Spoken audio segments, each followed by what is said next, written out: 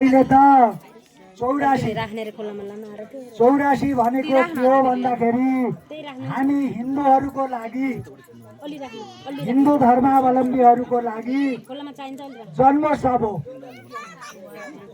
र अहिले हामीले के गर्छौँ भन्दाखेरिलाई वर्ष वर्ष दिनमा केक काट्ने के गरेर अनेक किसिमले जन्मोत्सव मनाउँछौँ। त्यो जन्मोत्सव मनाउने भनेको के हो भन्दाखेरिलाई पश्चिमा संस्कृति हो अथवा क्रिस्चियनहरूले गर्ने त्यो संस्कृति हो। त्यो क्रिस्चियन संस्कृति हाम्रो देशमा पनि भित्रेर हामीले त्यो केक काट्ने जन्मोत्सव मनाउने गरेका हौँ। तर हामी हिन्दू भएको हुनाले हामीहरूले त्यो गर्ने होइन। र हाम्रो लागि जन्मोत्सव भनेको के हो भन्दाखेरिलाई यही हो जे हामीले पूजा गर्यौँ। हामी 1000 चन्द्रमालाई देखेर 1000 चन्द्रमाको दर्शन गर्यौँ भने हाम्रो जन्मोत्सव त्यही भयो। त्यही हो हामीले मनाउने वार्षिक उत्सव भनेको, जन्मोत्सव भनेको त्यही हो हामी हिन्दूहरूको लागि। तर अहिले गरेका यी हामीले क्रिस्चियन सभ्यताहरू भित्र आएर हो त्यो वार्षिक रूपमा गर्ने गरेको, त्यो हामी हिन्दूहरूका लागि त्यो होइन। र यो 84 गर्दाखेरि के गरिन्छ भन्दाखेरिलाई सहस्त्र चन्द्रमा, सहस्त्र भनेको 1000 चन्द्रमा मैले देखेँ र 1000 चन्द्रमाको मैले दर्शन गरेँ। यो 1000 चन्द्रमाको दर्शन के हो भन्दाखेरिलाई अखण्ड सौभाग्य। जसले त्यो 1000 चन्द्रमाको दर्शन गर्छ र अन्तिममा आज गरिएको के हो भन्दाखेरिलाई उद्यापन हो। दर्शन गरेर मैले 1000 चन्द्रमाको पुरा दर्शन गरेँ भनेर उद्यापन गर्छ भने त्यसले हाम्रा हिन्दू धर्म अथवा हिन्दू पुराणहरूमा के लेखेको छ भन्दाखेरिलाई 84 लाख नरकहरू छन् भनेर भनेको छ। र यदि हामीले चन्द्रमाको पूजा गर्यौँ, सहस्त्र चन्द्रमाको पूजा गर्यौँ, 1000 चन्द्रमाको, सहस्त्र भनेको 1000 हो, 1000 चन्द्रमाको पूजा गर्यौँ भने त्यो 84 लाख नरकतिर हामी जानु पर्दैन।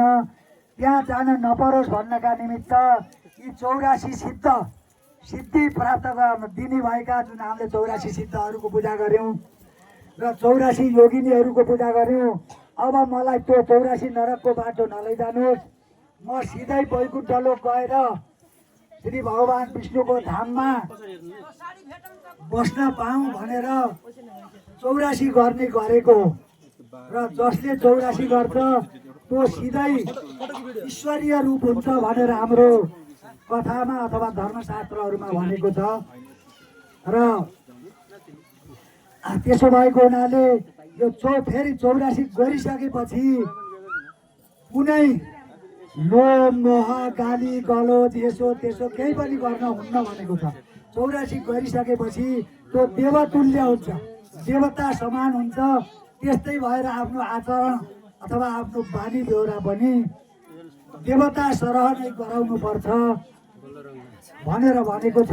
त्यस्तै किसिमको आचरण आफूले सुधार्ने अथवा आफूले कुनै पनि गल्ती जसले 84 गरेको छ त्यसले कुनै पनि गल्ती अथवा नराम्रा कामहरू गर्न हुन्न भनेर भनेको छ। यो त भयो 84 को संक्षेपको कुराकानी। र त्यस्तै हामीले यहाँ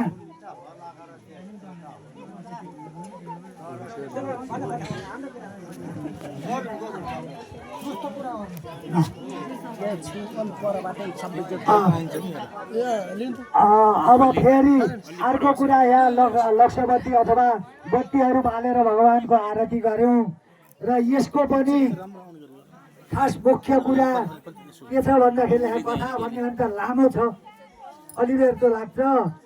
तर मुख्य कारण के हो भन्दाखेरिलाई हामी हिन्दूहरू विशेष गरेर अब हामी हिन्दूहरू भएको हुनाले हामी हिन्दूहरूका विशेष गरेर महिलाहरू प्रत्येक महिना रजवती हुने अथवा रजस्वला हुने गर्छौँ। र त्यो रजस्वला हुँदाखेरि हामीले बाध्यतावश अथवा अज्ञानले जानी जानी पनि विभिन्न कुराहरू पर्छ अथवा छुनु पर्दछ, छोइन्छ र छुँदाखेरि महान पाप लाग्छ भनेर भनेको छ हाम्रो धर्मशास्त्रले। अहिले त तिनी कुरा हराइसके, तर हाम्रो धर्मशास्त्रले भनेको भनेअनुसार रजस्वला भएको बेलामा कुनै पनि चिज छोइयो भने ती स्त्री जातिहरूलाई अत्यन्त ठुलो पाप लाग्छ र त्यो पापलाई अब यहाँ भन्ने भने त धेरै छ, तर त्यो पापलाई नाश गर्नका निमित्त जानी जानी गर्छ भने त त्यो कहिले पनि पत्र लेपो भविष्यति भन्छ, कहिले पनि नाश हुन्न भन्छ। तर नजानेर त्यस्ता केही पर्छ गरियो छोइयो भने पनि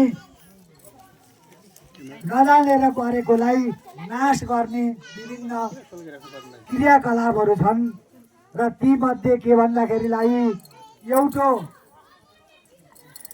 भाद्र महिनाको शुक्ल पक्षको पञ्चमीका दिन महिलाहरूले गर्ने ऋषि पञ्चमी व्रत छ र त्यो व्रत गर्नाले त्यो रजस्वला भएको बेलामा अज्ञानवश छोएका पापहरू केही नाश हुन्छन्।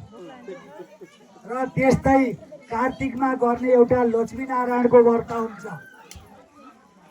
त्यो व्रत गरेर डालामा अथवा सुपामा अन्न राखेर काँस्य पात्रमा काँसाका भाँडामा घिउ राखेर दान गर्नाले पनि केही पाप नाश हुन्छ भनेर भनेको छ।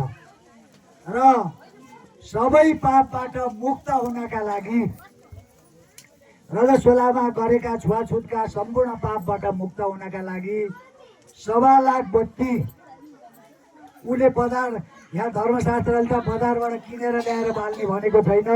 यहाँ त अझ के भनेको छ भन्दाखेरिलाई आफ्नै बारीमा कपास खेती गरेर त्यो कपास टिपेर आफ्ना हातले काटेर 1.25 लाख बत्ती भगवानलाई जलाइयो, तिलको तेल गाईको घिउ आदिमा मोलेर जलाएर भगवानको आरती गरियो भने त्यो पापहरू आमूल सम्पूर्ण पापहरू नाश भएर स्त्री जातिहरू शुद्ध हुन्छन् अथवा उनी लक्ष्मीनारायणको धाममा जान पाउँछन् भनेर भनेको छ। त्यसै अनुसार ती बत्तीहरू जलाउने गरेको त्यही रजस्वला भएका समयमा गरेका विभिन्न अज्ञानवश गरेका पापहरूबाट हामी मुक्त हौँ भन्नका निमित्त स्त्री जातिहरूले सवर्तिका भनेर भनेको छ। पतिले शहीद भएर गर्ने लक्ष्यवर्ती हो र यहाँ पनि त्यसै अनुसार 1.25 लाख बत्ती अझ नवमा सूत्र निर्मित भयो 9 सुते बत्तीहरू बालेर भगवानलाई आरती गरियो र यहाँहरूका अज्ञानवश गरेका पापहरू नाश भएर यहाँहरू पनि उनै लक्ष्मीनारायणको लोकमा शुद्ध भएर जान पाउनुहोस् र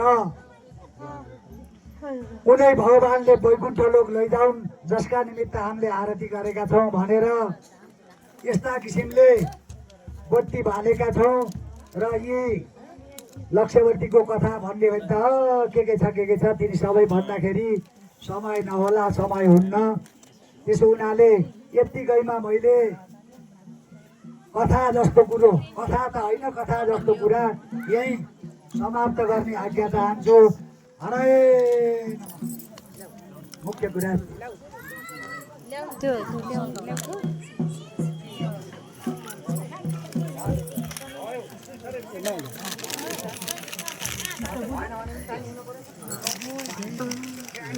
Abang ini kan